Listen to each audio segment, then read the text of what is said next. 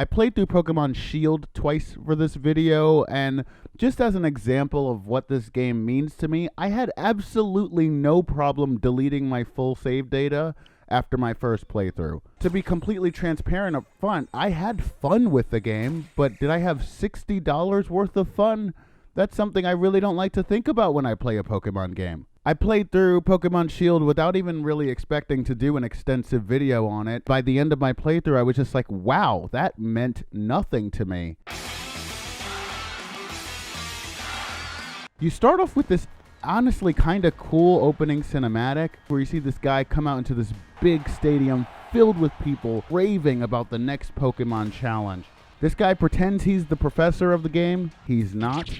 But he says all the opening stuff that you would expect from a Pokemon game. But still, something about him, even from the first time I played it, just exuded this is the evil villain guy. But we'll get to that. Seeing all these fans just chanting and cheering about the next Pokemon tournament, it really brings flashbacks of the Pokemon anime when you would see, Ash and all of his pals in a big tournament, getting ready to show off their stuff in front of thousands and thousands of people. Unfortunately, I feel like the game never really reaches that height of excitement. Even though the set dressing is there, it doesn't really feel like the world makes sense. And the tournament battles themselves feel so small scale. Like, why is this taking place in a stadium? I remember actually thinking while I was playing my first playthrough that, wow, if I was in the audience, I would have no idea what was happening on the field. Obviously, there's a new feature with Dynamaxing where Pokemon can get way, way bigger, but that's like such a one-time and predictable thing that it really doesn't feel exciting at all. I mean, I know this is probably all CG and not running in-engine, but I think back to the first footage we saw of Pokemon Battle Revolution and just the amazing scale that game was on. I mean, again, this was all probably pre-rendered, but I feel like we should be at that level where we see a Pikachu actually running up to a Deoxys and headbutting it, or a Hyper Beam shooting straight through an enemy and into the stands. Can you imagine how amazing that would be, especially with these Gigantamax Pokemon? The level of detail in these animations are stunning too, pre-rendered or not. A fierce blow! Kyogre barely holds on! And this was 14 years ago. I think we have the technology to do it now. And this is just a minor pet peeve of mine, but I hate the fact that we can never see Pokemon in their actual sizes. Especially since Gigantamax is a thing now, I would really like to see a Wailord being an actual freaking Wailord. Ooh, seeing this image makes me actually mad. I'll talk more about Dynamaxing later, but just the excitement is not there. I don't really feel like I'm a trainer rising up and becoming this great battler in front of thousands and thousands of people, gaining millions and millions of fans. I almost feel like there should have been some kind of mechanic involved in, filling stadiums, getting people to recognize you. Maybe they could have done something interesting where if you use a fan favorite Pokemon or you use a fan favorite move, that you get more fans on your side. And then more and more people start flocking to see your battles. It really is kind of depressing when you feel more excitement from FIFA or NBA 2K than you do in this game. As it stands, it really feels sort of jarring. Yeah, your first battle is in a small little backyard arena type thing, but by the time you get to the first town, you're already in this gigantic fucking totally packed stadium where everyone's so happy to see you. It really doesn't feel like any of it is earned. So anyway, the champion Leon comes out with his Charizard, because remember, Charizard made it into the game, but Blastoise didn't. Now, generally, I like the designs of this game. I think Raihan looks pretty fucking cool. I think Nessa has a nice tight body. Oh my god. But fucking Leon, I could never get over his stupid looking beard, his dumbass blue hair, the goddamn cape, which he never takes off. Even when he's walking around in public, he walks around with that stupid fucking cape. And it's like, Jesus Christ, dude, sports stars don't wear their logo-ridden jerseys all over the place. I just can't help but shake the fact that this guy is so fucking full of himself, but also a super nice guy, like Alan from The Amazing World of Gumball. He's just so damn happy and ugly, and he's the unbeatable champion who everyone comes to see. Like, I feel like in a world so dominated by sports, would it not be boring if one team or one person won over and over again forever? If one team was just so unstoppable that everyone just basically expected them to always win, and some other team, an underdog, probably from Canada, comes out of nowhere and defeats the overpowered team, I feel like that would be really exciting to see. So right off the bat, they show you this huge Gigantamax Charizard, although they call it Dynamax for whatever reason. This is a Gigantamax because it changes form. The game doesn't really explain that to you, by the way. It has like one signpost somewhere that I have to sort through all this footage to find. Gigantamax Charizard looks pretty cool. It reminds me of like Greymon or War Greymon from Digimon, and I really like that. But is Gigantamax worth losing Mega Evolutions and Z moves? I just think Mega Evolutions are way cooler. And yeah, not every Pokemon has one, but you know, at least you're guaranteed a cool looking new transformation. And the stat changes involved are more easy to understand than with Dynamax. And Z moves look and feel just as devastating as Dynamax moves, especially when you realize the Pokemon specific Gigantamax moves don't really have specific animations for the Pokemon. Usually it's just a slightly different particle effect. Meanwhile, in Ultra Sun and Ultra Moon, you get actual new fleshed out animations for the Pokemon specific moves. And sure, some of them were overpowered, but that was kind of the whole point.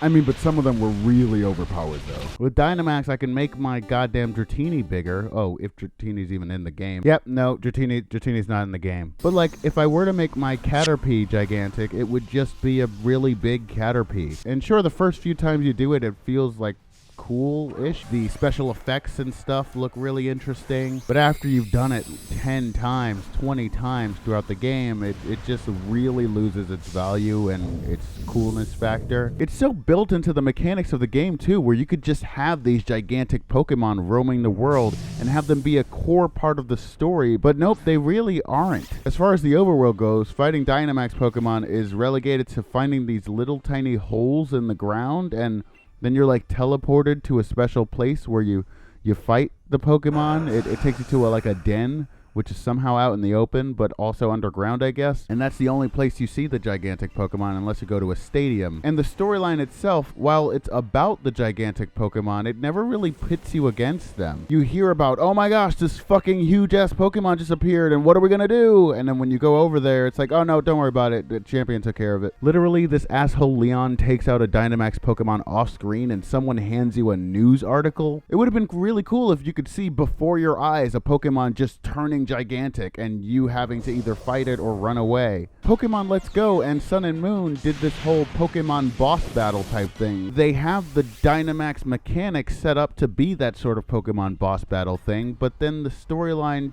doesn't do anything with that. And then of course you can always catch a Pokemon that doesn't have the cool Gigantamax form, even though it is a Pokemon species that would have its own form. You can't just raise a Gigantamax Pokemon or give them the Gigantamax factor somehow. You have to specifically catch a Gigantamax Pokemon in order for it to have the cool special form. That's like if I had an Ampharos and I gave it an Ampharosite, but it wouldn't Mega Evolve because it wasn't a special Ampharos that I captured in a special place. I just don't know why they would set it up like that, especially since they seem to want people to care more about each Pokemon that they catch and not just replace them with stronger, better Pokemon as they go along. But then you make a system which specifically incentivizes me to get rid of an old Pokemon because it doesn't have the cool transformation. I realized more than any other time playing the Pokemon games that the Pokemon themselves are sort of incidental to this world, unlike the boss monsters from Final Fantasy or Mass Effect, where it feels like you're actually stumbling into the lair or the home of a beast. There are very few story beats in the Pokemon games that actually revolve around the Pokemon. Usually it's relegated to legendaries or little lore bits here and there like you might see in the Pokédex. But in the story, with a large majority of the Pokemon, you don't really get to see that lore play out. And in the greater world itself, now that we can see the Pokemon in the overworld, you don't really get to see them exploring their habitats or anything unique or special. You look at the way they amble around the map and they don't really feel like they have any detailed animations. You got Pokemon spinning in place, Pokemon with no animations for turning or looking around. You start to see little glimpses of Pokemon that feel like they belong in the world when you see the Mantines leaping over the water, but then you see one clip into a rock a couple of times and it's like, oh yeah. They're not really interacting with their environment or in their world in a really complex way. And you know it's possible because you see some Pokemon have some basic level of interaction with their environment, like how the Pokemon Phalanx moves in and out of its burrows, or how Morgrem hides among these glowing mushrooms. If they just took 70 or 80 Pokemon per game, really focused on just those ones and cut all the other ones out, I think that would be an okay experience. You know, they could polish up those animations. They could make each Pokemon feel like a living, breathing part of that world and give each Pokemon a story in that world. I would compare this to something like Red Dead Redemption 2 or Monster Hunter or fucking Breath of the Wild, another Nintendo property. When you see a monster or an animal in these games, it feels like they belong in that world. It feels like there's a reason each animal or each creature is in the space that it's in. These creatures belong in their world. You can see them grazing, you can see them hunting or attacking other animals, you can see them interacting with their environment more than just, you know, swimming on a flat plane or walking around a patch of grass. But you don't get that with Pokemon. Pokemon is so two-dimensional. And the fact that they've added this new open world where you can actually see the Pokemon in 3D just adds to the fact that the Pokemon really feel this time around like they don't belong. Pokemon's always been this weird series with me where they'll have a really good idea in one game and completely take it out of another game. Alpha Sapphire, Omega Ruby, when you can fly around the entire world and actually see the world beneath you as you're flying and land anywhere, like that's a really cool way you get to experience the game world. And only Alpha Sapphire and Omega Ruby fucking remakes, only they actually had that experience in them, is the kind of thing that makes you really feel like you're on an adventure and that the Pokemon you're riding on actually matters. And it's really weird thinking about how they completely took out Ride Pokemon. Like, I thought Ride Pokemon was going to be a staple because it fits so well with the game. I mean, it was even in Let's Go Eevee and Let's Go Pikachu, but in this game they take it out. Even the fucking easiest one they could have implemented, the Corviknight Taxi,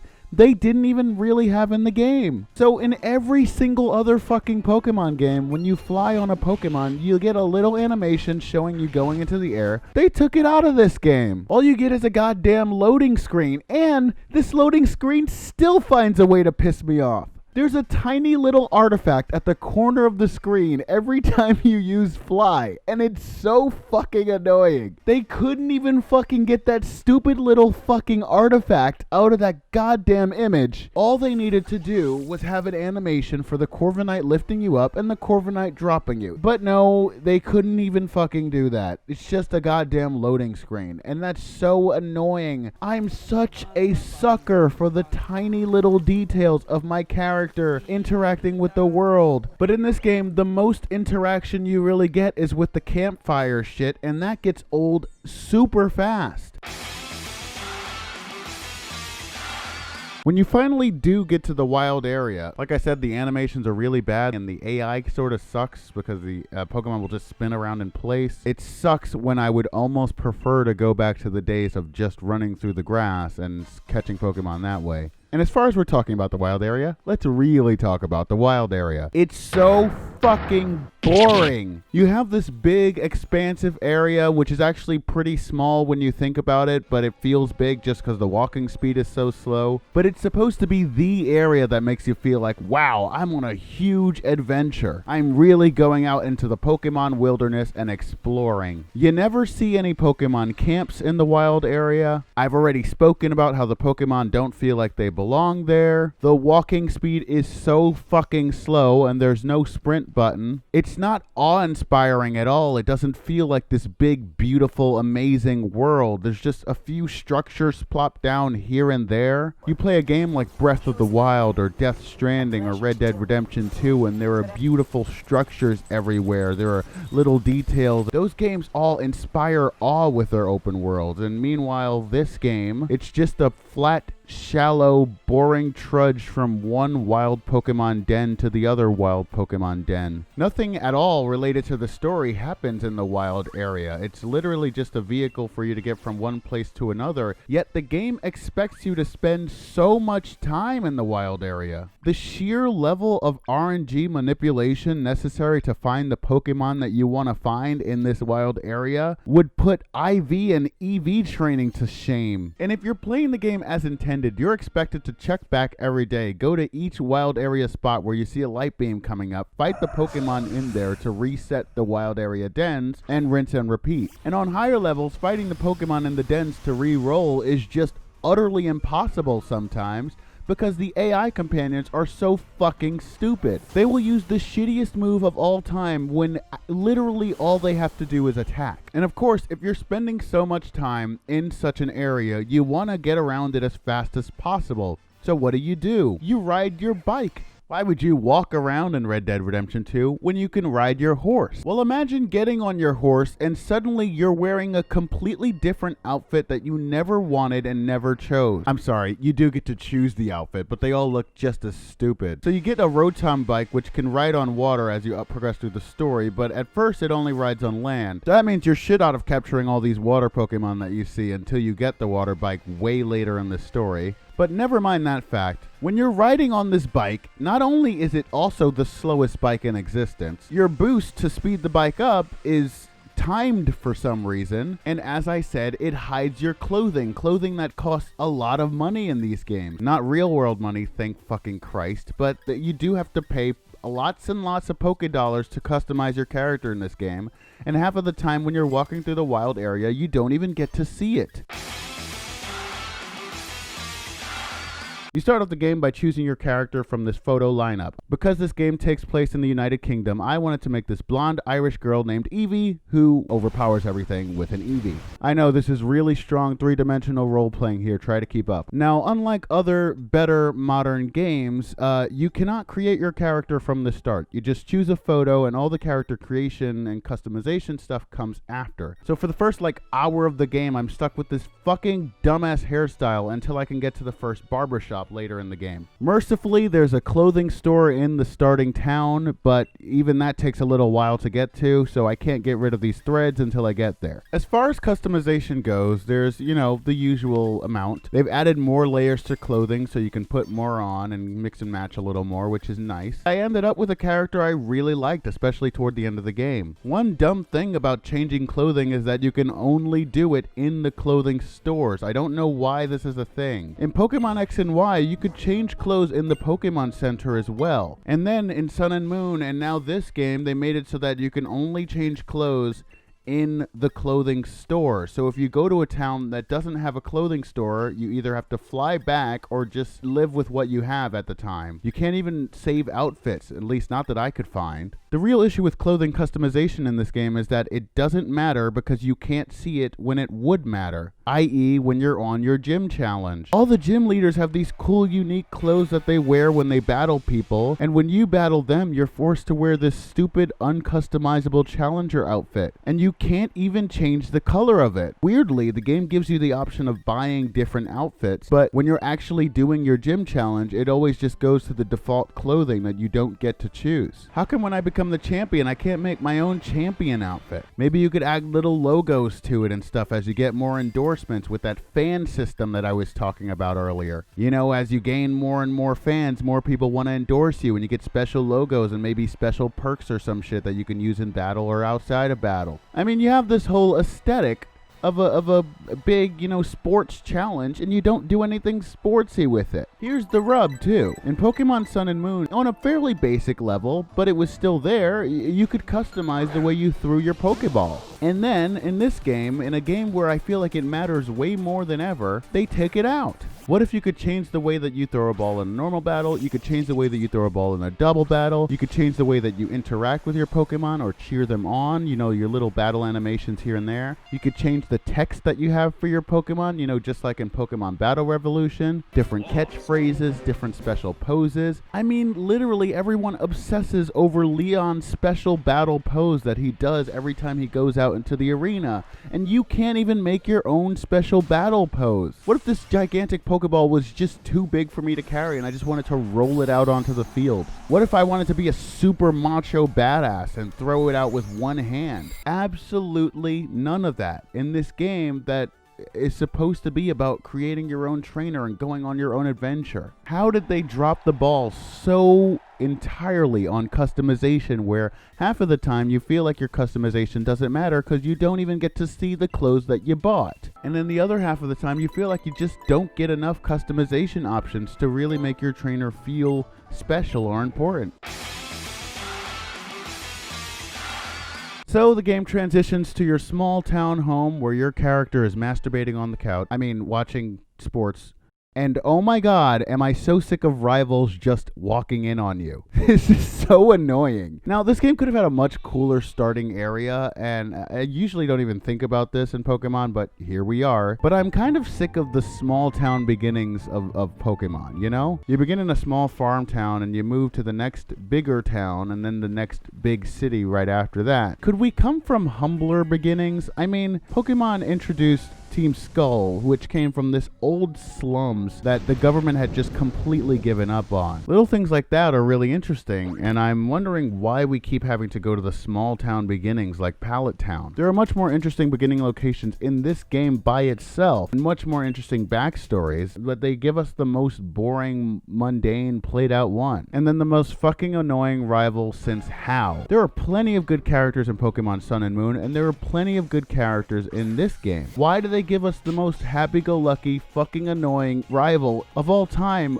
over and over again? Hop is Leon's younger brother, which explains the personality issues I have with him.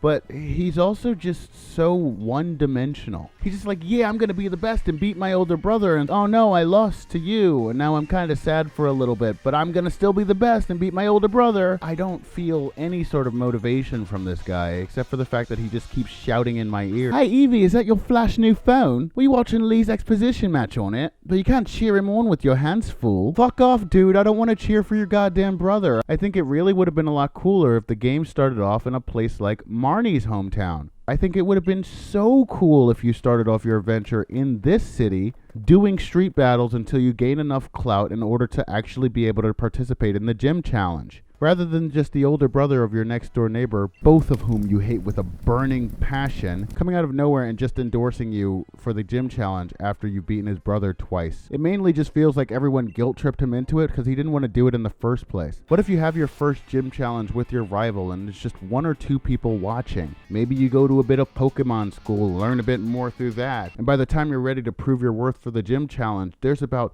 20 or 30 people in the background watching and cheering you on. I mean, one cool thing you get to see from this very first battle is that NPCs can just be in the background and react to what's actually happening. I mean, in Leon's case, he just sort of stands there with his hands on his hips like a bitch. But it would have been really cool if you could see more and more NPCs start to stand around you and cheer you on as you appeal more to your fans. And maybe that fan appeal system, like I mentioned before, isn't a totally necessary mechanic, but if you do certain fan favorite moves or use certain fan favorite Pokemon, you get boosts in the battle that help for a much tougher gym battle. I just think the small town farm boy setting doesn't really fit with this big stadium sports theme that they're going with. It makes a lot more sense to be a kid from the inner city trying to make it big in a world where everyone's just not really paying that much attention to you. And slowly but surely you start to gain more recognition and clout as you get better and better at the game. So Leon is showing up in town to visit Hop and his mother, and Hop decides that you need to come with him. What if I don't want to meet your brother, Hop? What if I just don't fucking care? Now, I sadly tried to sit back on the couch after I got up off the couch and learned that you cannot sit back on the couch. You also can't sleep in your bed this game, which is something that you could do in Sun and Moon. You could sleep on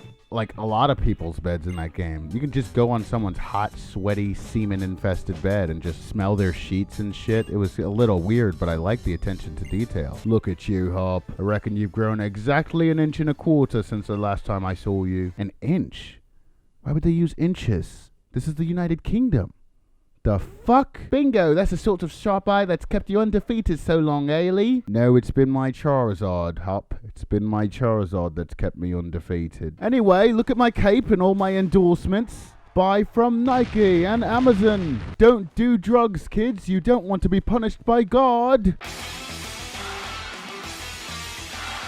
So Leon brings you back home, and you get to choose your first Pokemon. Something I've really wanted for a long time has been branching evolutions for the starter Pokemon. Like, you choose your starter, and you're supposed to just love it no matter what it transforms into, but sometimes it really doesn't do what you want it to do. So I thought it would be cool if there were like 2 or 3 different branches of evolutions you can go with the starter Pokemon. Something along the line of Digimon World, where depending on how you raise the Pokemon, it evolves into a different thing. and then it has a different final evolution as a result. That way, if you're like careful to raise it a certain way, you can really get the Pokemon you want. And there's so many cool things you could do with these designs. It doesn't have to be an all or nothing thing. We've seen with different form changes, Mega Evolutions, and now Gigantamax that Pokemon having different designs is a really cool and unique thing that we could play around with. And then that just adds more opportunities for people to start off at the same path but end up somewhere completely differently from everyone else. So anyway, for my first playthrough I went with the grass type because I didn't like the other two final evolutions, but man did that feel underwhelming. Finding out that these Pokemon didn't even have their own Gigantamax forms was really frustrating. Oh, but don't worry about that, that gets fixed in the expansion pass. Yep, in the expansion pass they add the new Gigantamax forms of the starter Pokemon. But the Gigantamax forms look actually really cool from the expansion packs, so I'm really upset that they weren't in the base game, because that probably could have increased the experience of using it quite a bit. Anyway, in this data, I was just going to use the water type enough until I got my Eevee. Now, the character design is probably the best thing about PokéMon Shield. Marnie is a personal favorite of mine. She just has this dark gothic look about her, but she's also pretty sweet on the inside. I also really like Bede, or Bede, however you pronounce his name. Marnie comes from this like inner city area where everything's a little bit run down, a little bit poor, a little bit less lavish than the rest of the world. It reminds me of Po Town from Pokemon Sun and Moon, but with a bit less of the stench of government neglect. You just get the sense that this city is a city that's never quite caught up with the times. It's never quite gotten as much attention as all the other cities. Although it really doesn't make sense that this city is a major destination in the gym challenge, and yet it doesn't have the funds or the money to even afford a stadium. How does it make sense that Milo's little farm village thing has a better stadium than Marnie's city? Isn't that like the whole draw of this whole thing? Like, oh man, we get to see these gigantic Pokemon and these up-and-coming trainers come and battle with these amazing gym leaders, and yet we don't have the money to give this town a stadium? That's why I think it would make so much more sense if you actually started off in this town, maybe with Marnie as your rival from the beginning. She always feels like so much more of a meaningful rival than Hop does. Marnie's backstory feels really personal. Her older brother is a gym leader, but he feels a bit despondent because no one even comes to challenge him. Marnie's fans team yell. They aren't bad guys, but they're so overzealous to make sure she becomes big in the world that they'll do anything, even resort to cheating, to get her pushed up in the ranks and everyone else pushed aside. But Marnie doesn't want that. She wants a legitimate fair fight and to legitimately prove herself as the next big gym challenger. Bede, on the other hand, is a prissy, snot-nosed brat who thinks he's better than everyone else and is on some secret mission for Chairman Rose. What Team Yell is to Marnie, Bede is to the chairman. He's overzealous and doing anything to prove himself in the eyes of the chairman, but when he goes a bridge too far and puts the chairman's name at risk, the chairman just cuts him off and cuts all ties. I really think these two characters should have been the primary rivals in this whole story. I don't even know why Hop is here. The issue with PokéMon Shield is that sometimes the character's backstory can be kind of pushed to the side for all the other bullshit. Bede gets a pretty interesting arc, and Marnie sort of does, but by the time you beat her brother, her story's pretty much over. Meanwhile, Hop gets this whole big thing about how he becomes the next big chosen one because he tried really hard, and I don't care about any of that. Lily from Pokemon Sun and Moon is probably one of my all-time favorite characters in the entire series. Her story with her brother and Lucamine, while they did kind of nerf the entire story in Ultra Sun and Ultra Moon, it's a story about a family torn apart by these grand aspirations to create a perfect new world. Lily is this feeble and weak child just kind of trying to find her place in the world, and through your actions and redemption with her brother and her mother, she finally finds the courage to go out into the world and try something new for herself. I see that Pokemon has the capacity to make these really interesting characters, and the backstory is there, but the focus is not on them when I feel like it really should be. I'm just imagining this game where you come from the inner city and you have to go out into the wider world of Pokemon and fight these giant, amazing Pokemon to prove your worth as this gym challenger who came from nothing. And Marnie's alongside you every step of the way trying to prove herself as well. Meanwhile, Bede is always one step ahead of you, where the chairman's built him up, giving him all the money and prestige he's ever needed to beat everyone in this path. And maybe Pokemon could do an interesting thing where, you're not supposed to win every battle. Maybe you could fight Marnie and beat her, but you go up against Bede and you don't win. Maybe sometimes you could have a rival battle and, just lose. But over time, you feel yourself getting stronger and finally you can overcome these greater challenges. In my version of Pokemon, I would have you start off in the inner city and always being able to look into another neighborhood where the big stadium is, but never being able to quite get there. Maybe after doing a few street Pokemon battles, you can finally get enough money to get a ticket to go to one of the games and watch it for yourself, alongside your rival, Marnie. And maybe Bede's being paraded around there in one of those executive boxes where he gets to watch the game in full luxury. Maybe you run into him on your way to the bathroom or after the match is over and he gets mad and tries to battle you, and you end up either beating him or getting real damn close, so much so that the chairman takes notice. The other gym leaders have really cool designs as well. I really do like Marnie's older brother as well, sort of this old rock star type character. But again, it just feels like it falls so short. You only get a small glimpse of each character when they show up in the game. Marnie and her brother have probably the most impact on your story, but as far as the other gym leaders, they're just kind of there because they needed to be there. And it's clear that they have a backstory, because you can tell from their collectible cards that there's some level of detail there. A decent amount of thought went into who these guys are and what their backstories are, but you don't get to see any of that. Like when Melanie starts mentioning her son, and you actually get to see what her son looks like. But after you beat her, that's pretty much the last time you get to see her. All these gym leaders are just one-shots who you fight and then move on to the next thing. And I feel like at this point, Pokemon needs to have evolved past that. By the way, while we're talking about characters, here's a little nitpick. So I really like the design of this grass-type trainer, and he has these kind of ball rack things on his hips. And I'm like, oh, cool. But then when you battle him, he throws another ball. It's like, why do you even have those if you're not even going to throw? And he has 6 Pokemon on the ball racks, but he only uses 2 to battle you. This is something that I never quite understood, and I know the reasoning for it is that this is a video game that needs to slowly build up difficulty as you go along, but it never feels quite right that you go into a gym leader challenge and they're using 2 of their weakest Pokemon against you. Like, I almost wish they would do a thing where you actually have to battle all 6 of the gym leader's Pokemon when you get there. I mean, in every single Pokemon game, by the time you get to the first gym leader, you should have 6 Pokemon to battle with. So it only seems fair that you're battling against the gym leader's other 6 Pokemon, especially in a sports arena type thing like this. Like, how is it fair that you're using 6 against the gym leader's 2? Everyone in the audience should be like, what the fuck? It's weird because they changed the way the Pokemon League works to be like more of a tournament, but they didn't change any of the rules of the battling. It would have been really cool if you had to choose your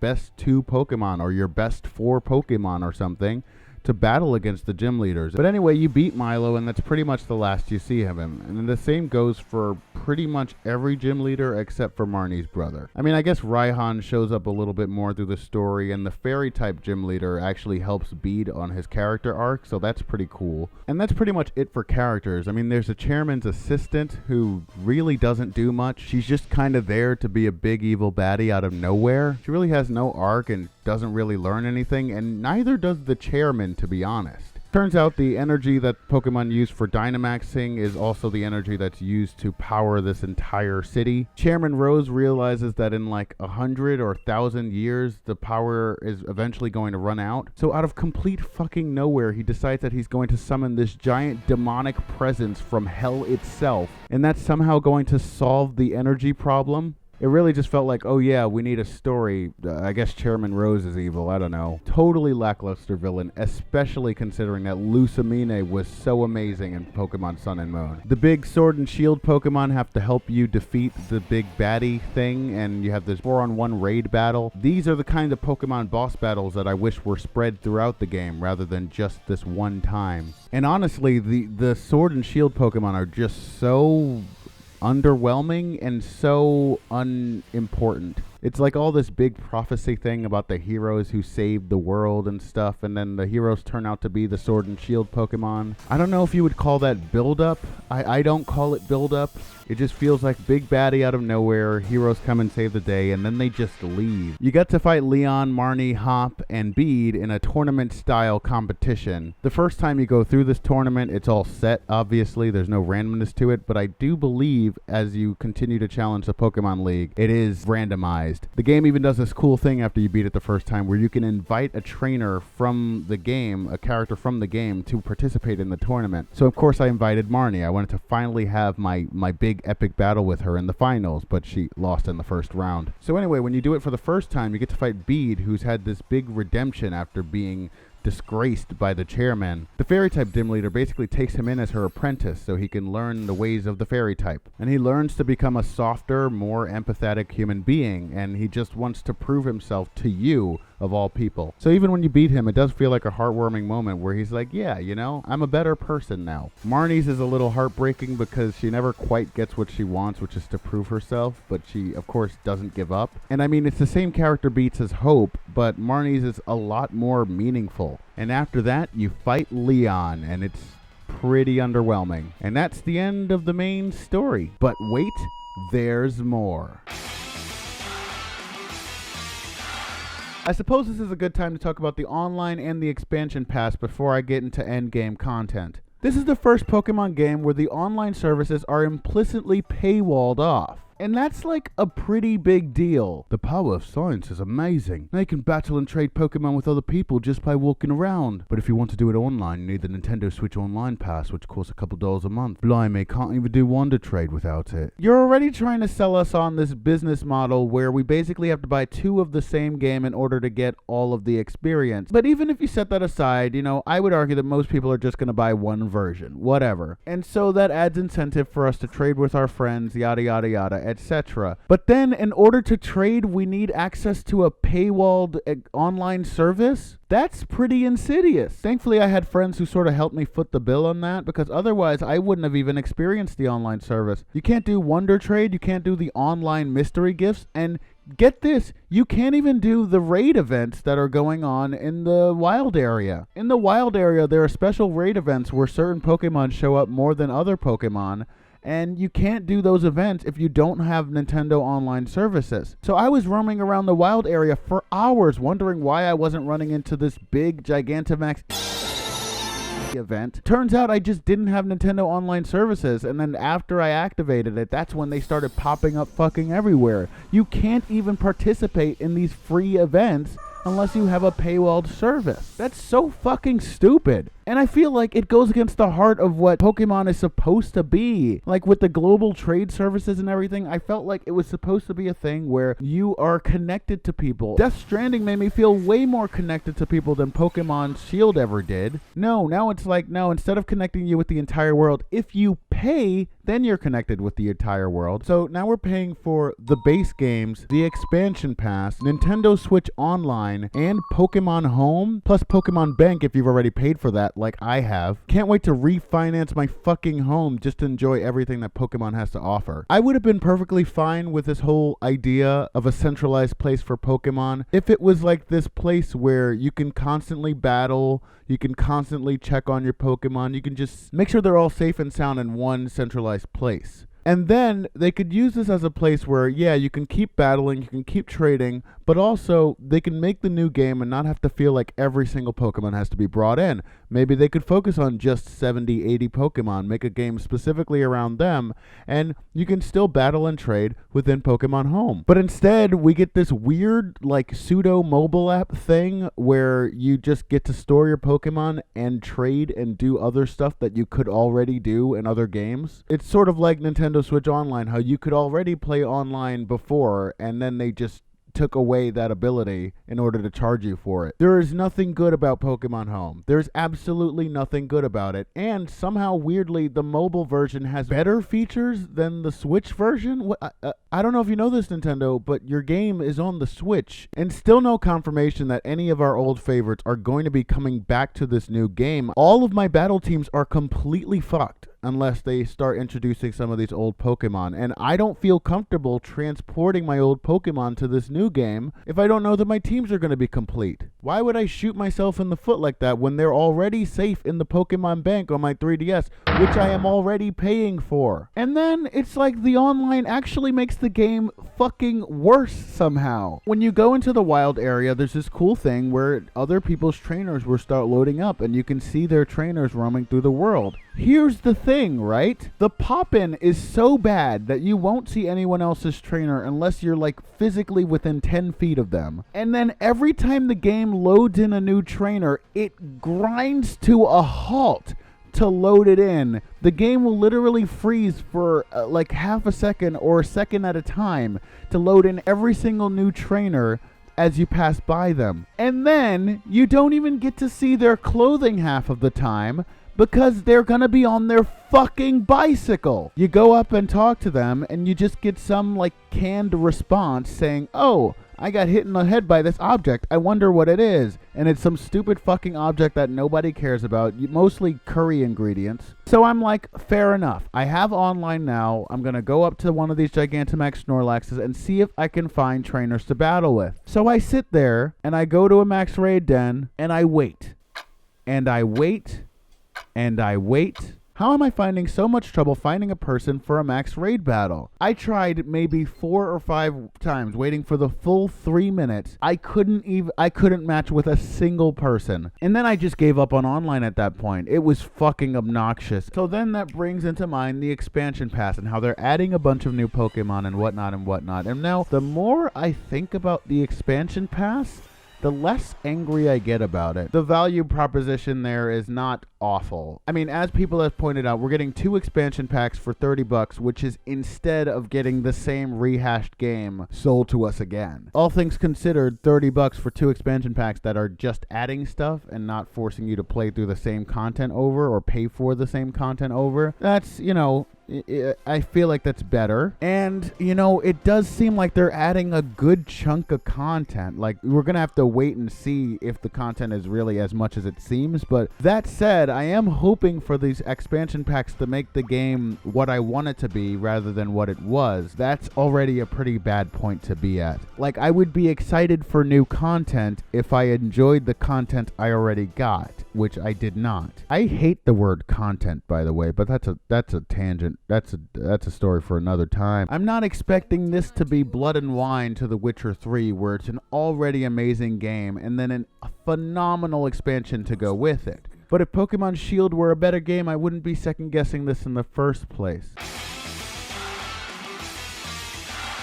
So then that brings me to end the game content.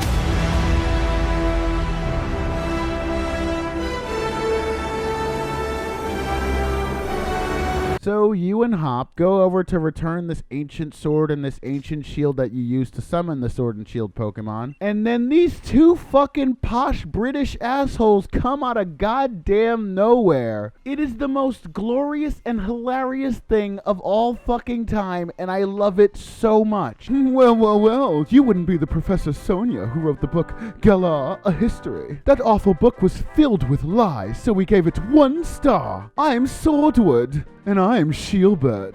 We're descendants of the first kings. More than that, we're celebrities. So they just come out of fucking nowhere and take the sword and shield and like bully you out of the way. Why was this not the main story? These guys are amazing. And of course you beat them because you're, you know, the new champion and shit. But then they go running off all across the world and make you chase them. Now this part's pretty fucking boring, but it is kind of nice to see some of the old characters again, including Marnie's older brother, though Marnie is kind of conspicuously missing for some reason. Basically, these Dynamax Pokemon are showing up in arenas everywhere and terrorizing the place, despite the fact that you are just flying from one place to another, fighting these Dynamax Pokemon and then moving to the next place. They finally used the Dynamaxing in the story in a way you can experience. Yeah, it's a bit dull. It's just one Pokemon at a time, and you don't see anything truly unique or amazing with it. And also, none of the Pokemon that actually Dynamax are particularly interesting or special to their environment. But even so, I did want them to use Dynamaxing in the story some more, and they finally fucking do it in the way that you can experience. So these fucking posh British assholes end up storming Sonia's lab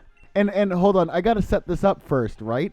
Out of fucking nowhere, after you beat the game, Sonia's like, hey guys, I got this new lab assistant. Isn't she amazing? And the lab assistant is like, hi, I'm the new lab assistant. Definitely nothing suspicious about me. So then these posh British assholes are all like, yes, well, you've finally beaten us. I guess we've lost this time. Then the fucking lab assistant comes out of nowhere like, ha ha ha, I was a spy all along. Here you go, posh British assholes. These fucking guys, man. I swear I wish these guys were the main villains of the game. I can't tell you how much of an impression these guys made on me, and this is all in the last 2 hours of the game, after you've already beaten the Pokemon League. So anyway, the whole idea is that they're trying to torment the Sword and Shield Pokemon into Gigantamaxing and hurting innocent people to prove that they're not the saviors that everyone thinks they are. I guess based on the version you have, the legendary Pokemon on your box helps to calm down the other legendary Pokemon, and then the posh British assholes have learned the errors of their ways, never to do evil again, and the other legendary Pokemon joins Hop's team, because he earned it, I guess.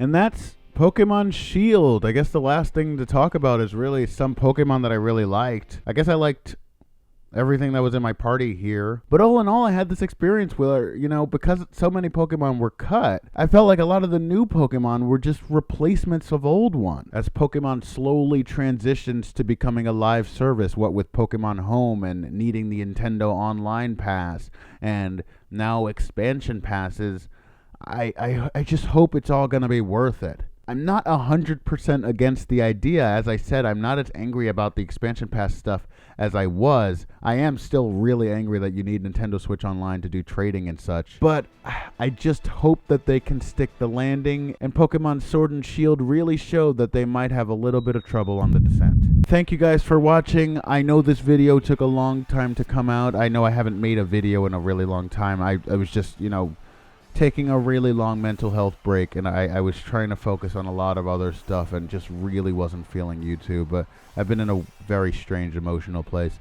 But I do have a lot of video ideas in mind. Some stuff I want to do. Nothing is recorded or concrete yet, but I do have some stuff I do want to do. Death Stranding analysis is definitely going to come because I fucking loved that game. Followed by some other stuff. I've been getting into the mood of just kind of playing games for myself rather than thinking about making videos on them. It's hard to get that raw, fresh take on them, which makes for good live commentary when you play it through a second time, but it also does make analyses easier when you've already been through it once. Anyway, I'm rambling. I've got some more ideas for children's movies I want to watch as well, but that'll come in the future. Leave a like if you've enjoyed the video. If you're new to my stuff, please subscribe for more. And thank you guys so much. I really do appreciate everyone who watches these things. It helps keep me motivated to keep making stuff. And I know this is super late, but I hope you had a wonderful new year. Spent it with someone or some ones that you love. And I hope that there's plenty of good times and happy memories to come.